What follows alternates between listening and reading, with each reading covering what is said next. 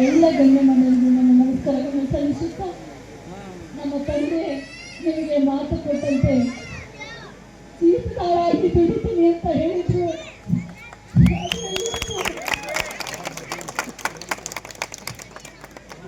ನಮ್ಮ ತಂದೆ ಏನ್ ಮಾತು ಕೊಟ್ಟಿದ್ದಾರೆ, ಒಂದು ಹಣೆ ನನಗೆ ಗೊತ್ತು, ಒಂದು ಕೂದಲು ಎಷ್ಟು ನನಗೆ ಗೊತ್ತು. ಇವತ್ತು ಆ ಮಾತನ್ನು ಅವರು ಸುಮಾರು ಸಲ ನಾನು ಇನ್ನೂ 2 ವರ್ಷ ಬದುಕಬೇಕು, ನಾನು ಅವ್ರ ಜೀವದಾಳಾಗಿ ದುಡಿತೀನಿ ಅಂತ ಮಾತು ಕೊಟ್ಟಿದ್ದೀನಿ. ಅದಕ್ಕೋಸ್ಕರ ನಾನು ಬದುಕಬೇಕಂತ ಬಹಳ ಆಸೆ ಪಟ್ಟಿದ್ರು. ಆದರೆ ಈಗ ಆತ ಅವರನ್ನ ನಿಮ್ಮ ಸೇವೆಯನ್ನು ಆರ್ಥದಲ್ಲೇ ಬಿಟ್ಟೋದ್ರು.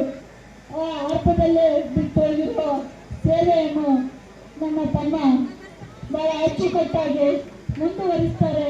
ಅವನ ಬೆನ್ನೆಲುಬಾಗಿ ನಾವೆಲ್ಲರೂ ಇರ್ತೀವಿ ಅಂತ ಹೇಳಿ ನಿಮ್ಮ ಸಾಹೇಬರ ಕೊಟ್ಟ ಮಾತನ್ನು ಉಳಿಸ್ಕೊಳ್ತೀವಿ ಅಂತ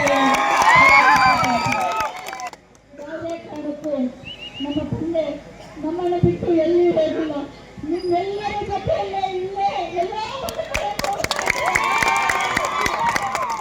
ಅದಕ್ಕೆ ನಮ್ಮ ಏನೇ ಸಣ್ಣ ಪುಟ್ಟ ತಪ್ಪುಗಳಾಗಿದ್ರು ನಿಮ್ಮ ಪರದೇಶಿ ಮಕ್ಕಳನ್ನು ನೋಡಿಯಲ್ಲಿ ಹಾಕೊಂಡು ಅವತ್ತು ಸಿದ್ದರಾಮಯ್ಯ ಸಾಹೇಬರು ನಮಗೆ ಹೇಳಿದ್ರು, ಭೇಟಿ ಸಾಹೇಬರ ಹೆಸರು ನಶಿಸಿ ಹೋಗಬಾರದು, ಅದು ವಿಧಾನಸಭೆಗೆ ಬರಬೇಕು ಅಂತ ಹೇಳಿ ಇವತ್ತು ಮುಖ್ಯಮಂತ್ರಿಗಳು ಮತ್ತು ನನ್ನ ಸೋದರ ಸತೀಶ್ ಅವರು ನಮ್ಮ ತಂದೆ ಹೇಗೆ ಬೆನ್ನೆಲುಬಾಗಿ ನಮ್ಗೆ ಇರ್ತಿದ್ರು ಅದೇ ರೀತಿ ಇದ್ದಾರೆ.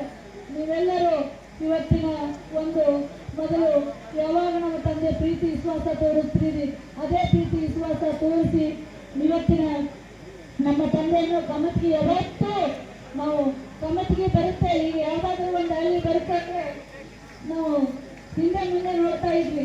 2013 ಆಗಿರ್ಬೋದು, ಭಯ ಬರಬೇಡ ಭಯಕ್ಕ, ಕಮತಿಗೆ ಬಂದ್ರೆ ನಾವು ಮುಂದೆ ಹೇಗೆ ಹೋಗ್ತೀವಿ, ಭಯ ಪಡಬೇಡ ಅಂತ ಇದ್ರು. ಅಷ್ಟು ಒಂದು ಕಮತಿಗೆದಲ್ಲಿ ನಾವು ಇಷ್ಟೇ ನೀರು ತಗೋತೀವಿ ಅಂತ ಒಂದು ಅಂಕಿ ಅಂಶದಲ್ಲಿ ನಮ್ಮ ತಂದೆ ನನಗೆ ಹೇಳ್ತಾ ಇದ್ರು. ಹೀಗಾಗಿ ಅದೇ ಅಂಕಿ ಅಂಶನ ನಮ್ಮ ತಂದೆ ಮೇಲೆ ನೋಡ್ತಾ ಇರ್ತಾರೆ. ನೀವು ನಮ್ಮ ತಮ್ಮನ್ನ ಆಶೀರ್ವದಿಸಿ ಒಳ್ಳೆಯ ಬಹುಮತದಿಂದ ಆರಿಸ್ತರಬೇಕಂತ ತಮ್ಮಲ್ಲಿ ಕರಿಕರಿಂದ ಪ್ರೀತಿ ವಿಶ್ವಾಸದಿಂದ ನಿಮ್ಮಲ್ಲಿ ನನ್ನ ಶರವಟ್ಟೆ ಕೇಳ್ತೀನಿ. ದಯಮಾಡಿ ಎಲ್ಲರೂ ಆರಿಸ್ತರಬೇಕಂತ ನಮಸ್ಕರಿಸ್ತೇನೆ. ಜೈ ಹಿಂದ್.